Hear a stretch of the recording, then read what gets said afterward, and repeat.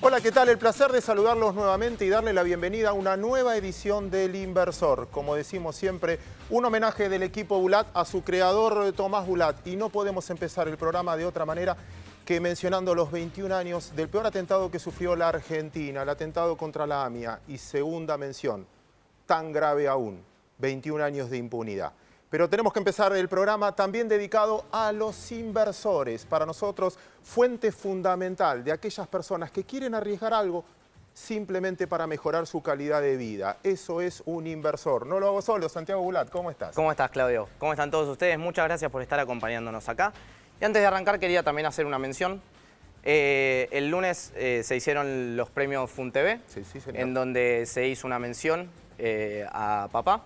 Un aplauso para él, por su trayectoria y por la educación económica, ¿no? Así que muchas gracias a todos ellos y por este reconocimiento. Santi, hecha las menciones de rigor, ¿qué trabajamos hoy? Arrancamos el programa y hoy vamos a hablar de educación financiera. Pero vamos a hablar no de bonos, no de acciones particularmente, sino vamos a hablar de otro tipo de educación financiera. Y te lo voy a contar con un ejemplo. En España se hizo un estudio una vez en una universidad en donde se agarró todo un curso. Se les dijo a las personas de ese curso, se les preguntó, ¿ustedes están de acuerdo con el trabajo infantil? Automáticamente todos respondieron, no. El trabajo infantil obviamente es inadmisible. Acto siguiente, le hacen ver la remera al de adelante que tenían. Muchas de las marcas de ropa de esas personas estaban siendo acusadas o tenían Fábricas. Sí, tenían fábricas en donde trabajaban niños. Fue así que los alumnos quedaron como diciendo, ¿qué pasó? Está esto entre la moral que me dice que no, pero terminamos contribuyendo con ese sistema.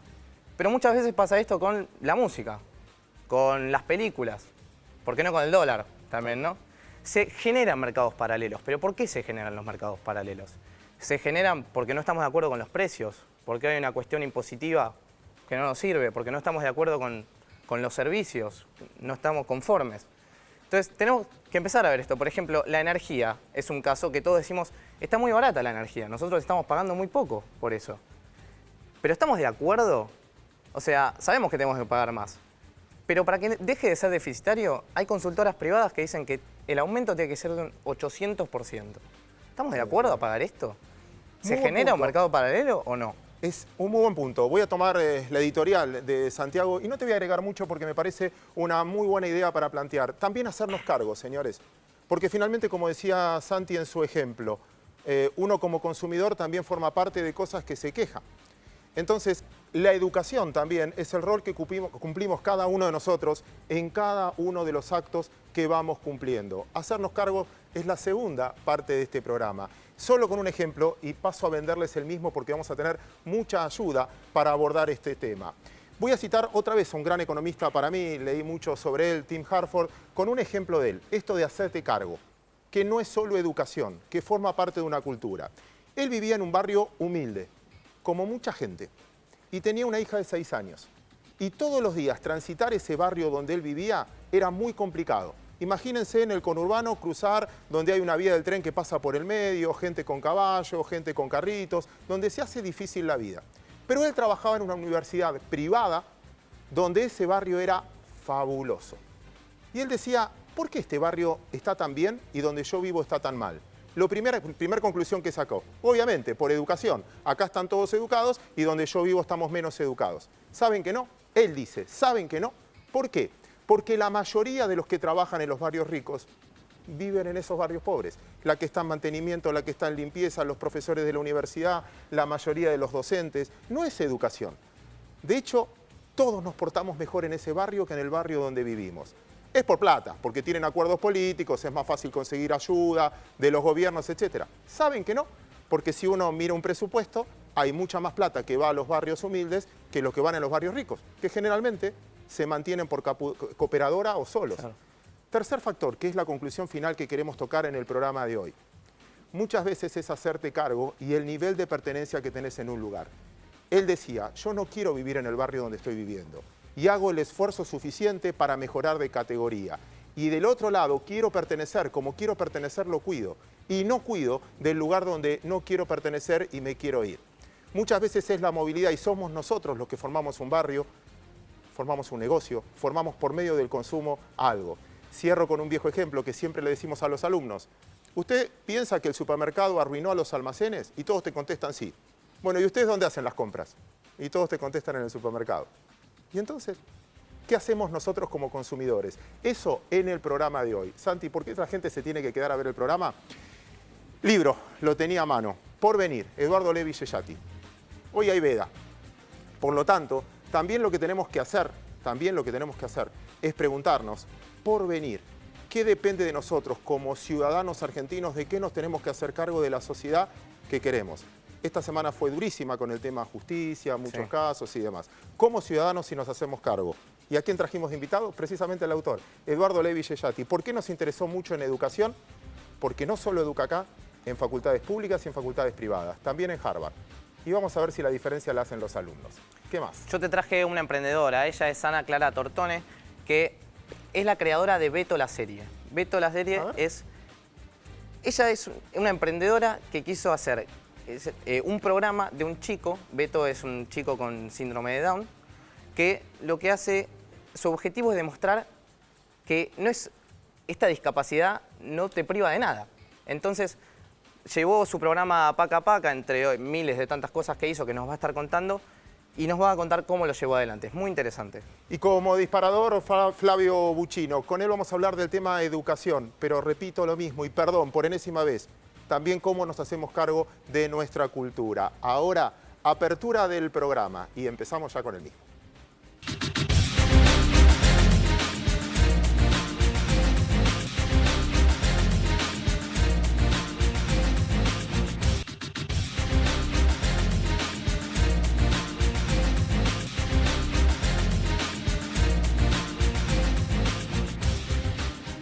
Les dejamos ahora las redes para que puedan comunicarse con nosotros. En Facebook, El Inversor Oficial. En Twitter, @equipobulat con el hashtag El Inversor. Y en YouTube, El Inversor Oficial también. Seguimos con Claudio. Gracias, Santi. Eduardo Levi Cellati, un placer tenerte aquí. No, un placer venir. Gracias por la invitación. Bueno, hicimos toda la introducción para que nos escuches. Y ahora, a vos, como profesor, lo marcaba, de muchas universidades, de muchos tipos de alumnos. Contame qué ves. ¿Qué veo en relación a los alumnos? A lo que estábamos diciendo, nos hacemos cargo, Bueno, tiramos los chicos en una universidad y que se haga cargo el Estado. Vos estás planteando un problema moral, en el fondo. La gente no necesariamente encuentra como óptimo individual lo que es el óptimo social. Es un problema muy viejo. En economía se llama la tragedia de los commons, por ejemplo, pero hay muchos casos. Hay juegos de coordinación que también muestran lo mismo. Mencionabas el caso de los barrios, pero el caso de los barrios que vos mencionabas se asemejaba mucho al problema de la educación pública. Después te puedes preguntar a Flavio. La educación, las escuelas públicas se despueblan, o sea, obviamente los padres quieren que mejoren, pero ante la imposibilidad de mejorar se despueblan, esos padres van a una educación privada y la educación pública se queda con los padres que son menos activos o con los que no se pueden ir. Entonces de esa forma generas barrios pobres y barrios ricos, ¿entendés? Que es un poco lo mismo que mencionabas vos. Tu profesor Hartford seguramente se mudaría al barrio rico, empobreciendo aún más el barrio pobre. El problema moral ahí se resuelve con Estado. El Estado, la nación, es la que internaliza todos estos problemas y trata de generar redistribuciones tales que te acerques más al óptimo, porque si no, cada uno por su cuenta, en general, llevas un equilibrio no cooperativo que es peor para muchos y muchas veces peor para todos. Te meto de lleno entonces en el tema del día y voy a usar el título de tu libro, Porvenir, déjame mostrarlo de nuevo, muy interesante, muy recomendable. Nosotros como argentinos algo estamos fallando, porque si miro el ingreso per cápita 10 años atrás, 20 años atrás, 50 años atrás y nos miro hoy, de acuerdo a las posibilidades que tenemos, dejamos mucho que desear. Sí. Mirando para adelante, ¿es corregible? ¿Ya es crónico? ¿Forma parte? No. Nada es crónico. De hecho, no es una tesis, pero uno de los puntos que hace el libro al inicio es que no estamos ni condenados al éxito ni al fracaso, sino que estamos condenados a nosotros mismos, a lo que nosotros hagamos como sociedad, no tanto individualmente. Yo creo que de vuelta, individualmente los problemas no se resuelven, porque hay siempre un problema de coordinación. Necesitamos sí liderazgo público y liderazgo privado para coordinar. El desarrollo es un ejercicio de cooperación, para coordinar esa cooperación. Nosotros venimos fracasando en un sentido muy estricto en términos de desarrollo. Nosotros crecemos mucho en el periodo de crecimiento no hacemos lo que tenemos que hacer para garantizar un crecimiento sostenido, que de hecho el desarrollo es eso, y luego caemos y le echamos la culpa en general al presente o a cuestiones muy coyunturales sin darnos cuenta que es cuando crecemos cuando cometemos los errores. El año que viene vamos a tener una nueva oportunidad distinta, o sea, no estamos tan mal como durante las crisis, ni el mundo está tan bien como durante nuestras post-crisis. Entonces vamos a depender más de nosotros que del resto de los resultados. De vuelta, la idea que trato de empujar con el libro, pero que me parece que es evidente, es que cuando el año que viene rebotemos un poco, después de haber resuelto los temas de coyuntura y estemos creciendo 2-3%, ahí tenemos que pensar en cómo crecemos a futuro, no tratar de agarrarnos ese palo y pensar que con esto ya zafamos, que es lo que venimos haciendo mal desde hace muchos años. Entonces, lo primero que hay que tomar en cuenta es que muchos de los errores, el fracaso en el desarrollo argentino tiene que ver con esta complacencia que uno tiene en los periodos de recuperación, del rebote. ¿Entendés? Yo te iba a preguntar con el tema de los servicios, que justamente estaba investigando un poco, pero bueno, ¿crees que vos decís que es un tema de coordinación también, pero por ejemplo, muchas veces vemos fallas en la energía, vemos que hay cortes de luz, hay fallas en los transportes. ¿Cómo sería? ¿Qué viene primero? ¿Subir los impuestos para poder mejorar esos servicios o mejorar los servicios para que la gente esté dispuesta a pagar eso? La gente nunca está estrictamente dispuesta a pagar más impuestos. De todas formas ya los subiste ahora. Entonces la pregunta por ahí interesante es, ¿qué tenés que hacer ahora? ¿Reducir el Estado o reducir el pasivo, es decir, los impuestos, o aumentar el activo, la calidad de los servicios? Yo creo que es mucho más fácil, incluso más eficiente, aumentar la calidad de los servicios. Los recursos los tenés, porque el Estado ha aumentado mucho sus recursos. Creo que están mal administrados. Nadie se quejaría del tamaño del Estado si esto fuera Noruega. Noruega tiene un Estado de este tamaño. Sin embargo, la canasta de consumo de gran parte de la población son bienes y servicios públicos. Entonces no se quejan porque saben que eso se financia con sus impuestos. Acá la gente se queja porque no te andan los teléfonos, no te andan los trenes, claro. Tenés lo que recibís luz. a cambio, Claro, es la asignatura pendiente. Exacto, pero en vez de ir por el lado de recortemos el gasto, yo creo que hoy hay que enfatizar mucho, y creo que se puede hacer, la mejor administración de esos recursos. ¿Sí? Entonces, por ese lado, sí, me parece que el fracaso de los servicios no tiene tanto que ver con el tema de ingresos. Los ingresos están. Creo que tenés que hacer las cosas mejor. El Estado está muy, muy mal administrado. En el libro mencionás un par de ejemplos de un gran profesor, Pablo Gerchunov, y hay un punto que yo quiero marcar. Una vez leía de él, espero no haberme equivocado, que una de las diferencias que nos condenan a los argentinos es, por ejemplo, si te comparás con Estados Unidos cuando tuvo que colonizar el norte había búfalos y acá había vacas. No es lo mismo tratar de agarrar a un búfalo que a una vaca que es pasiva, etc. Y eso hizo a nuestros genes. Entonces, me quedé preocupado en parte de tu respuesta al principio cuando decías, depende de nosotros.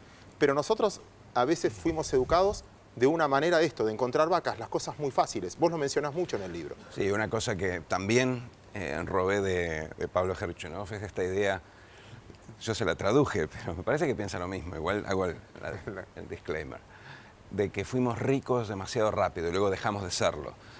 Tuvimos la vaca desde el día 1 y entonces nos acostumbramos a vivir de rentas, nada más fácil y a la vez más pernicioso que vivir de rentas.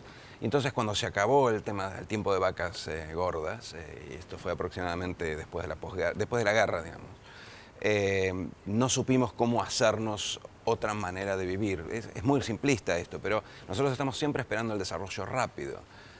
No nos consideramos con derecho a cosas que todavía no necesariamente nos hemos ganado. Entonces es muy difícil hacer política en ese contexto. Es muy difícil para el político decirle, mira, tenemos que ahorrar, tenemos que volver a la visión, no te digo del inmigrante que venía con una mano atrás y otra adelante, pero tenemos que hacer el esfuerzo. Tenemos 10 años por delante donde vamos a construir el desarrollo. Esto no se va a dar el año que viene, no va a ser vaca muerta. Bueno, esa filosofía, ese cambio de filosofía, creo que es fundamental para generar el apoyo político para el desarrollo, porque el desarrollo lleva mucho tiempo y si el votante es muy ansioso, lo hace al político mucho más ansioso. Ya naturalmente el político es ansioso. Entonces necesitamos generar dentro de la población el consenso de que el desarrollo es una tarea muy paciente. Si no, nos vamos a agarrar con el primer atajo y a los 4 años vamos a hacer Brasil. Está muy bien. Yo justo había leído una nota que te hicieron en Infobae y vos decías que, bueno, como hablas ahora de que tiene que venir algún cambio porque habíamos creciendo en 3 años 1,3 anual. No, menos. En los últimos 4 años hemos crecido entre 1 y 2 puntos, claro, punta a punta. Claro, punta a punta, eso. Sí. Y bueno, y te preguntaban sobre la devaluación y vos decías que no la veías porque se iba a trasladar a precios eso. Y digo, ¿y cómo ves el cambio entonces? Digo, porque hay mucha gente que apunta a una devaluación. Son dos cosas distintas. Sí hay gente que mira la devaluación como inevitable, pero vos estás hablando de resolución de temas coyunturales, ¿sí? El atraso cambiario y asociado a eso la escasez de dólares, el cepo, etcétera, que atentan contra el desarrollo, o sea que es algo que vas a tener que resolver para empezar a pensar en el desarrollo. Es decir, si resolves eso, no ganaste. O sea, eso es básicamente, si querés, equiparar el gol en contra que se hicieron en los 3 minutos del partido. Entonces ya después estás 1-1 y tenés que salir a jugar. Pero resolver esos problemas de coyuntura no te resuelve el problema de desarrollo. Ahora, ¿cómo resolver esos problemas de coyuntura? Bueno, tratás de que no te descarrile el tren el día 1. Y a mí me parece que hoy, sin un ancla nominal, sin un programa monetario, sin nadie que te diga cuánto va a ser la inflación a fin de año de manera creíble, devaluar te va a generar un traslado a precios similar al que tuviste el año pasado, después de la devaluación de enero. Y eso a su vez te va a generar una inflación muy grande en enero, febrero, justo antes de las negociaciones paritarias, justo cuando inicia el nuevo programa monetario. Te va a ser muy difícil estabilizar la casa para empezar a pensar el desarrollo. Entonces me parece que vale la pena tratar de ir por un atajo, por un sendero más gradual que, si bien te va a llevar un poco más de tiempo, te garantiza que no tengas, ¿entendés? No tengas que dar 2 pasos atrás después de dar el paso adelante. Eduardo, necesito discutirte 2 temas, pero te voy a dar la última palabra. ¿Está bien? Gracias, sí, como invitado. Pero después en el siguiente bloque seguís vos. No, pero 2 cosas, que son 2 percepciones. Dale. Y en realidad, de antemano te voy a pedir un favor, que me convenzas de que yo estoy equivocado. Estás equivocado. Listo, ya está. Bueno, listo, entonces ahora no tengo sigamos. más preguntas. No, ahora sigamos para que la gente se entere. Porque me interesa más te leí, te leo y te sigo y me interesa más tu visión optimista del planteo que te voy a hacer. El primero, vos hablabas de la devaluación ante la pregunta de Santi. Yo tengo la sensación de que la devaluación ya forma parte de los precios. Que yo estoy consumiendo, cuando voy al supermercado, cuando comparo la carne, cuando comparo cada cosa que yo consumo, ya está a un precio internacional a $1 de 13, a $1 de 12,5. Que el único dólar que realmente vale 9 es el de la importación, pero el que importa se está quedando con una brecha porque finalmente me lo traslada a 13 o 14. Que necesariamente, como todos somos especulativos a la hora de fijar los precios de lo que fuera, ya se adelantaron porque todo el mundo tiene esa expectativa. Por lo tanto, forma parte de la economía de hoy. No sos el único que me hace ese punto, pero es fácil de probar que es equivocado. Mirá lo que pasó en enero del 2014. Si hubiera sido cierto, si en ese momento ya estuvieran incorporada la devaluación, no habrías tenido un 40% de traslado a precios. Pero la devaluación se le hizo al mercado. Es No, más, no, ellos acusaron a Shell, acusaron a un montón de personas, no la hizo. Ahí estás comprando la versión del gobierno. La devaluación la hizo No, al Fábrega contrario. en un momento de corrida para tratar de, entre otras cosas, facilitar o agilizar la liquidación de granos, que era lo que venía tentando contra las reservas. Si hoy devaluaras, muy probablemente tendrías el mismo impacto. Eso quiere decir que sí, es parte del blue, del contado con liquidación, está incorporado en algunos precios. En los precios de bienes racionados. Por ejemplo, no podés comprar la importación por vía derecha, la compras por vía izquierda. La vía izquierda te calcula el blue más el impuesto por informalidad y entonces sí, es un tipo de cambio más alto. Pero eso es una parte muy pequeña de los insumos de producción. Si vos devaluás, va a ser todos los insumos Eduardo, de producción. hace un año y vas a tener un traslado. hace un año el dólar vale 14, valía 14 hace un año, y el dólar blanco, que es el que compra un Bodén 12, el que compra un Sedin, que es que voy a un mercado formal y las compañías lo están comprando a 13 y pico hace un año. Vos me estás diciendo que si Y hubo una devaluás, inflación. vos me estás diciendo que si devaluás 40, 50%, Si viene no tenés plata, traslado a precios. Yo te digo que tenés traslado a precios. Hay una sola forma de verificarlo, lamentablemente. Aunque yo creo que ya hubo una observación en enero del año pasado. Preferiría no tener que verificarlo y encontrar que yo tengo razón. Y mientras tanto, seguimos con atraso. No, porque el atraso es otra cosa. El atraso es depreciar la moneda menos que la inflación diferencial con el resto del mundo. Vos el año pasado, el año que viene podrías devaluar 35% y apuntar a una inflación del 24%, restándole a la inflación mundial, que la que nosotros enfrentamos es muy intensa en Brasil, o sea que es más alta, son el 4%. El diferencial de inflación, lo que nosotros tenemos de inflación por encima del resto de nuestros socios comerciales, sería 20%. Si vos devaluás 35%, estás ajustando 15% al tipo de cambio real. Si vos le preguntás al mercado cuánto se supone que tenemos atrasado el tipo de cambio, cuánto tendríamos que ajustar en los próximos 2 años, posiblemente el número sería 30%. Haces la mitad de la tarea el año que viene. Y el año siguiente, una vez que ya tenés un programa monetario que ancla expectativas y te reduce el traslado a precios, haces la otra mitad. Si hace falta, porque si tenés éxito vas a estar comprando reservas. Así que ¿para qué apurarse? ¿Te convencí? No, igual, insisto, creo que dijimos lo mismo al final, porque hay una devaluación del oficial en tu esquema también. Por supuesto. Estamos diciendo... O sea, el atraso cambiario es insostenible. Hoy hasta el gobierno lo acepta. El Estamos de gobierno acuerdo. lo hace porque considera que es una forma de ganar votos, porque lamentablemente la gente ve el atraso, pero no lo ve directamente, y ve el impacto en términos de consumo directamente. Entonces el gobierno lo hace pura y exclusivamente por una cuestión electoral, y si le preguntás a alguien, si tenés contacto con la gente del gobierno, te lo van a decir en la cara. Entonces, eso ya está claro. La pregunta es qué tan rápido ajustás el atraso en el que incurrió este gobierno en los últimos años. Yo digo, gradualmente. Está. Es otro punto que le decía Santiago recién también, y creo que vos lo mencionabas en el libro y creo que te estoy robando un ejemplo ahí también, es, bueno, yo me quejo de que me cortan la luz todos los días, pero estoy pagando 100 pesos el bimestre, con lo cual hay un punto que digo, bueno, esta es la luz que merezco por lo que estoy pagando. A eso íbamos también en Sí. la ideología del programa de hoy, de hacernos cargo también de lo que estamos pagando por el servicio. Sí, es un problema moral, como te contestaba, como te decía antes de salir al aire. La gente es lo mismo con los impuestos. O sea, todo el mundo sabe que tenemos que pagar impuestos, a la gente individualmente no le gusta pagar impuestos. Por eso hay un Estado que te obliga a pagar impuestos. El problema que tenemos nosotros es que llegado a un punto de distorsión de estas sanciones morales o de desaparición, la gente hasta empieza a justificar no pagar impuestos. Por ejemplo, dice, como el Estado funciona mal, no, ¿para qué Como le voy a no me da pagar nada a impuestos? cambio, Claro, no pago impuestos y después le dedico una parte a la caridad y así salvamos el problema moral, entre comillas. Me parece terrible eso, terrible no solo desde el punto de vista moral, terrible desde el punto de vista de la política pública, porque eso te inhibe justamente de hacer todo esto que mencionaba antes, el rol del Estado en redistribuir y orientar la política pública más allá de los objetivos individuales.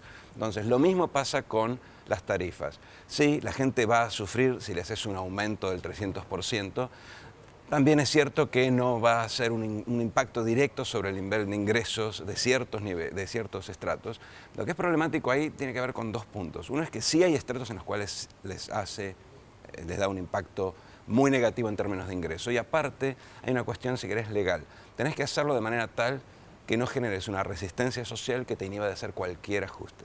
Y para eso no basta mirar lo que pasó en el 2009, cuando este gobierno intentó hacer un ajuste y le empezaron a meter amparos y tuvo que dar marcha atrás y no hizo ninguno en los siguientes años. Entonces hay que ser muy cuidadosos. Una cuestión en la cosa económica o moral. Lo que me parece que va a terminar primando en la elección de los ajustes de subsidios es la capacidad de llevarlos adelante y de eludir estas trabas legales. Porque si alguien te empieza a meter amparos, claro, terminás como en el 2009 y no puedes hacer ni siquiera el pequeño ajuste. De vuelta, entonces, me parece que por esta consideración, lo óptimo desde el punto de vista de política es ir lento. Santi, ¿la última es tuya? Bueno, sí, yo te quería preguntar, justamente mezclando lo que es educación e impuestos. Vos diste clases en Ditela o das, no sé, y Sí. en Harvard, por ejemplo, y en la UBA también. ¿Ves que es sostenible la educación pública completamente gratuita? ¿No? No, ¿Es viable? sostenible es, el problema es cómo haces para garantizar un nivel de calidad más alto. Esa es una batalla perdida, igual lo voy a decir, pero yo creo que eso no va a cambiar nunca, no en la UBA. Pero la UBA tiene dos cosas, es gratuita y universal, Sí. o sea, no tiene cupos. ¿Sí? O sea, es como si querés el negativo de la universidad pública de élite, que sería, por ejemplo, el Instituto Balseiro, en donde es con cupos y aparte te pagan para ir o te sostienen para que vos te dediques a estudiar. Yo creo que tenés que tener las dos y hoy tenemos demasiado de la primera. ¿Sí? Y la UBA, al ser universal y gratuita, lo que ha generado es una universidad que es más popular, entre comillas, popular hasta cierto punto porque las capas medias bajas no llegan a la universidad. Y si llegan, los bochan en el CBC, porque vienen mal preparados. Pero no es culpa de la universidad. Pero ha sido popular y hoy tiene mucha competencia de las universidades del conurbano, pero ha dejado, en esto de ser gratuita, popular, pero ha dejado despoblado el sector de la universidad de élite, de la universidad de calidad. Y creo que hoy, en estos nuevos modelos de desarrollo, donde necesitas tanto del conocimiento y la educación, en Argentina estamos muy despoblados en el sector de universidades de alta calidad y vamos a necesitar muchas más de esas. Entonces yo creo que tenés que tener las dos. Hoy la UBA ha dejado el lugar de universidad de élite y cubre la misma franja que cubre con las universidades del conurbano, con algunas excepciones, hay algunas facultades que son muy buenas. Creo que hace falta mucho de lo otro, de la universidad de élite. Y para eso sí vas a tener que tener o cupos o seleccionar los alumnos como para tener un tamaño manejable dentro del presupuesto, o cobrar algún tipo de arancel, porque la verdad es que tampoco puedes subsidiar todo infinitamente, tenés que asignar recursos escasos. Me parece que eso todavía falta y que la UBA lamentablemente no lo va a cubrir, salvo, como te digo, en estas contadas excepciones. Eduardo Levi Yeyati, muchísimas gracias por tenerte aquí. Gracias a Muchas ustedes. gracias. Muy recomendado, por venir. Así que ahora vamos a la pausa y luego seguimos del corte con educación. Flavio Buccino.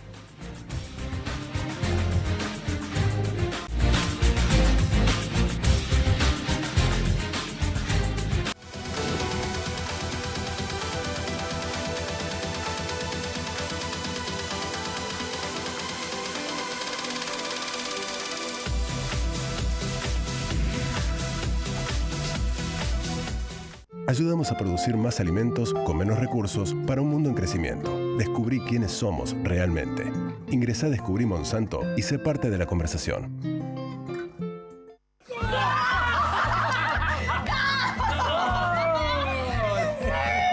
Si no sabés para dónde correr, en un GPS Garmin Nubi 2497, en 12 cuotas sin interés de 291 pesos con 58. Garbarino, pensamos en vos. Crecer es brindar oportunidades. Crecer es motivar el desarrollo de la gente. Crecer es promover la cultura y el deporte. Queremos seguir creciendo junto a vos. Banco Ciudad. Te quiere ver crecer. 0822 20400. bancociudad.com.ar. Innovación permanente. Vocación por la vida. Calidad sin fronteras. Vago. Ética al servicio de la salud.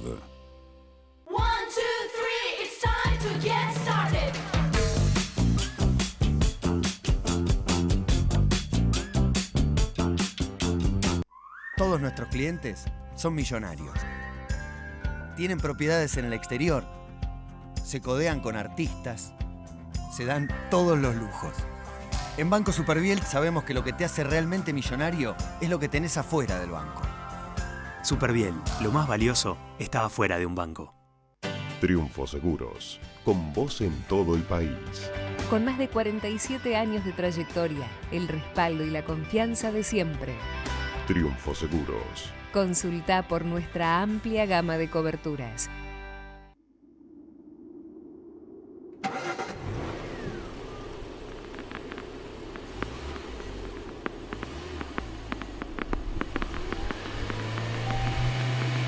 Peugeot 308, vehículo oficial de la selección argentina de tenis. Banco Macro presenta Cuentas Sanas. El primer portal del país que te ayuda a administrar tu economía personal y familiar. Entrá a cuentasanas.com.ar y empezá a administrar mejor tu economía de todos los días. Llegó el nuevo Toyota Plan de Ahorro. El Toyota que querés, con la tranquilidad que buscas.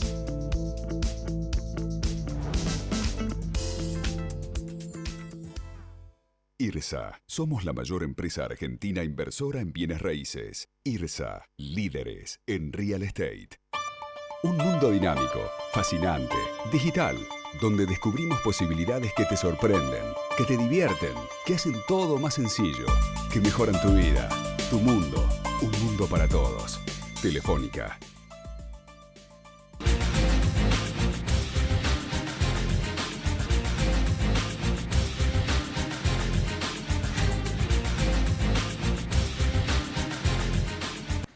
Continuamos ahora en este segundo bloque del Inversor. Le dejamos las redes para que ustedes puedan mandar sus consultas o algún emprendimiento si es que lo tienen. En Facebook, El Inversor Oficial. En Twitter, @EquipoUlat con el hashtag El Inversor. Y en YouTube, El Inversor Oficial también. Ahora sí, seguimos con Claudio. Seguimos en el bloque que proponíamos de educación. Flavio Buccino, muchísimas gracias por venir. Muchas gracias a ustedes por invitarme. Bueno, voy primero con algunas incertidumbres. Arranco siempre con algo que me pasa. Cuando yo recuerdo mi educación, lo que ahí me pasó, lo que me queda grabado generalmente, como ejemplo, es lo que recibí en casa. Es el ejemplo de mis padres, etcétera. No recuerdo tanto de la educación formal, salvo el ir, etcétera, pero lo que me queda grabado es eso. Y hoy siento del presente, cuando miro a mis hijos, que a veces depositamos demasiado en la escuela, en la educación, de cosas que nos tenemos que hacer cargo nosotros como padres. Todo esto intento hacer una pregunta. Complicada, en todo caso, pero bueno, vamos a tratar de darle algunas vueltas al tema. En principio, la educación es un tema que compete a toda la sociedad. Digamos, está bueno, por ejemplo, que en este programa de Economía y Finanzas estemos hablando de educación.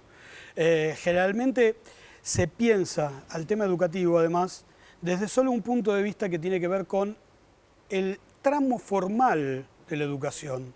Eso de que un chico entra a una escuela a los 5 años y sale a los 17, y ahí es como que se está dando toda la formación completa de lo que una sociedad pretende. Si pudiésemos romper esa lógica y pensar en la educación en la escuela y más allá de la escuela, empezaríamos a pensar de esta manera. Empezaríamos a pensar que la sociedad, desde todos los ámbitos, está educando.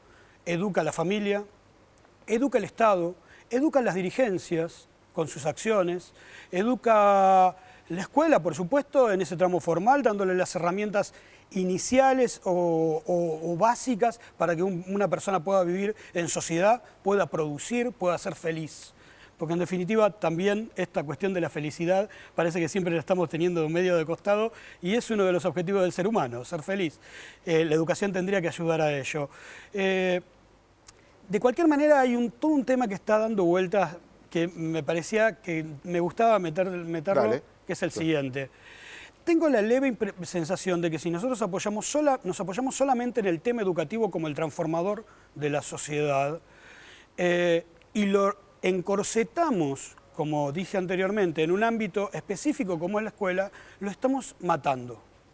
¿Por qué? Porque en realidad hacer una cloaca, poner un buen hospital, tener buenos servicios de electricidad, también es parte de lo educativo. Como vos bien decías antes, la gente se enoja cuando no tiene electricidad y paga poco, entonces el enojo, digo, yo no pondría tanto solo en la gente individual, sino en una sociedad que termina acomodándose a una situación en la que, en definitiva, la educación de esa sociedad, el sustrato que proviene de ese lugar, termina desfasado, descuajeringado, disfrazado en otras cosas. Flavio, te voy a llevar ahora a mi terreno. Dale. Porque ya que decías, o nos diste ese crédito de siendo este programa que nos dedicamos a la educación, déjame orientarlo de esta manera.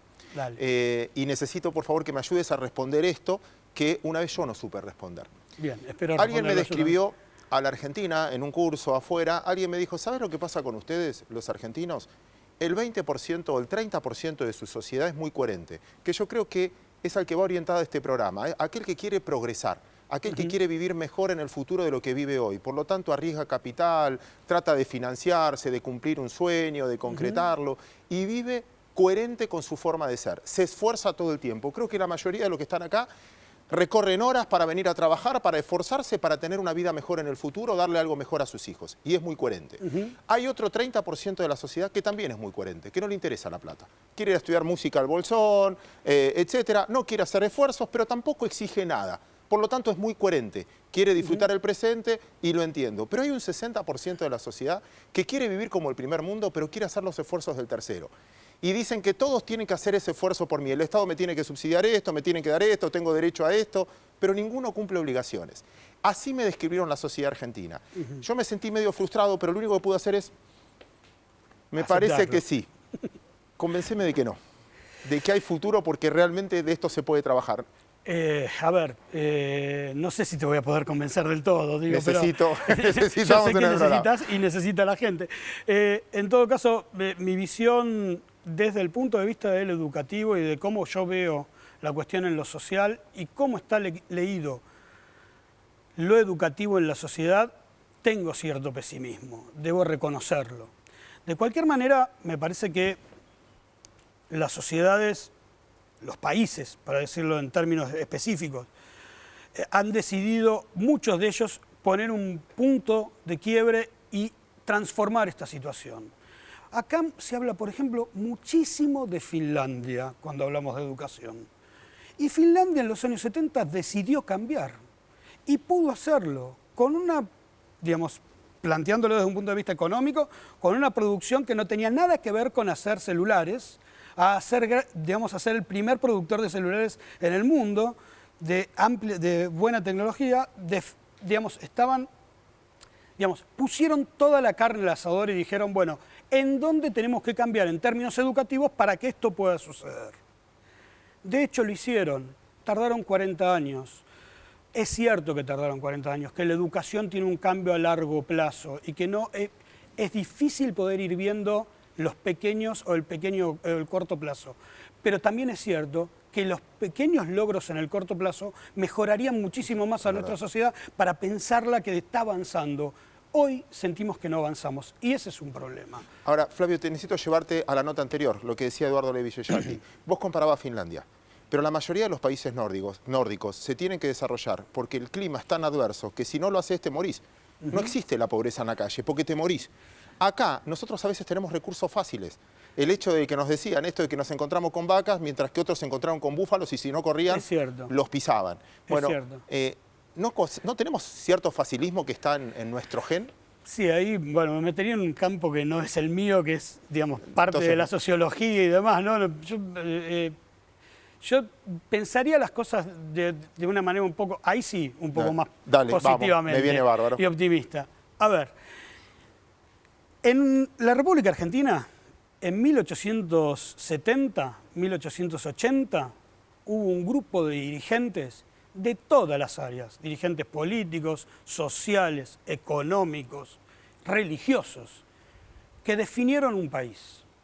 Y una de las primeras cosas que hicieron fue hacer un congreso pedagógico. Un congreso pedagógico para definir cuál era el perfil que la educación necesitaba para los siguientes, yo digo hasta hoy casi, porque podríamos definir que algunas de esas se mantienen hoy, algunas de esas marcas se mantienen hoy, digamos, un tipo como Sarmiento, un tipo como Avellaneda, al mismo Roca, digamos, pensando de una manera diferente el país que venía. La incertidumbre que vivimos hoy es complicada, es difícil poder construir sobre la incertidumbre, por lo menos en términos educativos, pero es cierto también que si no damos herramientas para poder manejar esa incertidumbre, los que no estén preparados para el manejo de la incertidumbre no van a poder seguir adelante. Perfecto. Ahí te meto en la formalidad del día a día, bien en tu especialidad. Y voy con una queja. Estoy difícil hoy. No, me parece bárbaro. Voy con una queja. Vos hablabas de programa financiero. En ninguna universidad, en ningún colegio, en ninguna educación formal le enseñan a la gente a moverse con el dinero. No hay educación, es como que es un tabú. Y a veces siento que esa educación que recibo hoy no me sirve para la vida real. No me encuentro, no me da las soluciones para el cual estoy 6 horas, 7 horas o 10 horas dentro de un colegio. Es cierto. También es cierto que a la escuela, no quiero entrar en una cuestión puntual, pero a la escuela se le pide que haga un montón de cosas que debiera hacer la sociedad en su conjunto. Está muy bien eso, buena respuesta. A ver, está muy bien. Este programa es un programa educativo, porque en definitiva están enseñándole a la gente a poder manejarse en términos financieros. Otros programas de televisión, bueno, estoy hablando de los medios, pero no solo los medios, estoy hablando de un montón de otras cosas, desde el Estado mismo cuando realiza campañas y publicidad y demás, también está en estas cuestiones. Yo no quiero cerrarme en la lógica corporativa de que en la escuela se tiene que enseñar solo esto. Lo que sí digo es que hoy la caja horaria, ese tiempo lineal en el que el chico está dentro de la escuela, muchas veces está explotada. Todo el mundo le define a la escuela y pidiéndole que de alguna u otra manera haga cosas que no puede realizar desde otros lugares. Por eso planteaba yo el tema de cuidado cuando miremos a la escuela como un lugar donde se aprende, porque ahí sí hay elementos básicos que hay que aprender, pero hay un montón de otras cosas que hoy la escuela está realizando que muchas veces no da abasto para poder realizarlas y pierde el objetivo inicial, que es el de formalizar un sistema, digamos, en términos de conocimiento. Me encantó la respuesta. Y nos vamos a ir con esa respuesta, Flavio. Muchísimas gracias. Te agradezco mucho por invitarme. Y ahora te invito, hablando de educación financiera, a escuchar el siguiente bloque, porque ahora viene Inés de Nevares, hablándonos de algunos sueños que son fáciles de concretar. Gracias, Claudio. ¿Cuál es la propuesta del día de hoy? Vamos a hablar de, ¿es posible convertir un sueño en un negocio? Generalmente estamos acostumbrados a considerar que todo aquello que nos gusta, en lo que soñamos, en lo que nos sentimos hábiles y capaces, está dentro del área del ocio y aparte está el trabajo, aquello que nos da los recursos que necesitamos para vivir. Sin embargo, es cada día mayor el número de personas que se animan a emprender, a buscar vivir de un sueño, a hacerlo práctico, a hacerlo realidad, a llevarlo a la vida diaria y, como les decía, a vivir de él. ¿Se atrevería usted? Yo le aseguro que sí, que podemos convertir todo sueño, es posible convertirlo en un negocio. Y hablo en un negocio en el buen sentido. Un negocio quiere decir un emprendimiento que es requerido, que es necesitado por un universo de actores que lo están demandando. Ese es un negocio. Vamos a ver las claves y yo los voy a convencer de cómo podemos ir poco a poco realizando ese sueño e incluso vivir de él. En el primer cuadrito vemos dónde está su sueño. Yo les pregunto, ¿su sueño está en alguna de estas actividades? Estas son actividades económicas que todos conocemos, actividades que están en la vida diaria. En todas estas actividades existen flujos de dinero. Hay industrias, hay empresas, hay emprendimientos, proyectos, productos, servicios. ¿Su sueño está en alguna de estas actividades? Tal vez usted sueña o está trabajando en un desarrollo tecnológico, o tal vez le gusta la industria del turismo, o por qué no la cultura, la música. Es una actividad económica también. O directamente vive cerca de una región de explotación petrolera y tiene el proyecto ideal para reducir el impacto de esta industria en la población. Es un proyecto que está dentro de las actividades. En todas estas actividades existen flujos de dinero. Por tanto, su proyecto, su emprendimiento, su sueño tiene el potencial de poder estar dentro de esos flujos de dinero. Solo debe tener una consideración. Los flujos del dinero en todas las actividades que emprendemos tiene que ver con los negocios. Incluso el financiamiento. Usted necesita financiamiento, se financian negocios, no se financian empresas, no se financian emprendimientos, ni siquiera proyectos o ideas, se financian negocios. Es decir, un producto o un servicio demandado, requerido por el público. Mientras mayor sea el número de actores que requieren ese producto que usted está pensando, hay mayores oportunidades de que usted tenga no solo el financiamiento, que sea un muy buen negocio. Y si vamos al segundo cuadro, yo les voy a dar unas claves de cómo convertir ese sueño en un negocio, en una posibilidad para su vida productiva y que usted pueda unir esos dos ámbitos de la vida. El sueño donde yo me siento útil, aquello que realizo todos los días, que me levanto temprano, que le pongo mi tiempo, que le pongo mi espalda y eso me va a dar los recursos que estoy requiriendo. Del sueño al negocio. Las claves son explorar, investigar, interactuar y rediseñar. Para que un sueño llegue a un negocio es importante darle espacio, es importante que se desarrolle y seguramente se transforma. Y le voy a dar un ejemplo muy sencillo de un caso de un emprendedor entre los cientos de emprendedores que conozco y que veo cómo llegan a transformar, a darse el espacio de la transformación de un negocio. Un joven de 18 años tiene lesiones en sus pies este joven patina, puede decir profesional en el mundo del patinaje y tiene lesiones en sus pies y se retira del mundo del patinaje, no puede continuar. Él empieza a explorar qué sucede con sus pies, qué sucede con sus lesiones y encuentra que el problema es una estructura de patín equivocada. Investiga con médicos, con otros patinadores, que es un problema común. Él sueña con el patinaje, no puede completar este sueño, no puede continuar ese sueño. Empieza a transformarlo. Investiga el mercado, investiga los distribuidores, investiga la problemática, interactúa con el mercado, empieza a conocer mucho más y empieza a rediseñar una nueva estructura de patín. Conoce que hay cientos de miles de patinadores que también sufren lesiones, interactúa con distribuidores, conoce de tal forma cómo funciona el sistema que rediseña.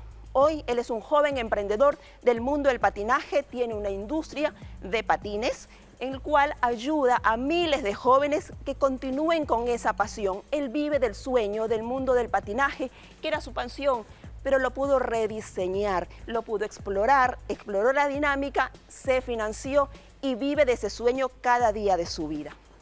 Lo que les quiero decir, dejarles siempre la pasión está siempre presente en todos los emprendedores. Yo puedo vivir de mi pasión, pero la necesito transformar. Existen un universo infinito de posibilidades para transformar, un universo infinito de creaciones, así como de negocios. Usted puede convertir ese sueño en un muy buen negocio que le permita los recursos que requiere para su vida diaria. Muchas gracias. Seguimos con Santi. Muchas gracias, Inés. Y ahora sí, como ya anticipaba, estamos con Ana Clara Tortone, que es la creadora de Beto la serie. Hola, Santiago. ¿Fue tu sueño, Beto? Y la verdad que sí, es un sueño hecho realidad. Empezó con el objetivo de desdramatizar la discapacidad, de instalar la idea de que es posible tener una vida plena y alegre con una persona con discapacidad. Y charlando con Dante, mi sobrino, Dante Sorgentini, que es el director, empezamos a buscar caminos para poder hablar de discapacidad, pero sin drama. Claro. Y de alguna manera cumplimos el sueño. ¿Y cómo lo encontraron esos caminos? Porque sé que ahora está en la tele, como ya dije antes, pero ¿fuiste directo a la tele? ¿Te pareció el recurso más viable? No, la verdad que nos fuimos sorprendiendo paso a paso a medida que nos proponíamos. Nos presentamos a un concurso del Inca.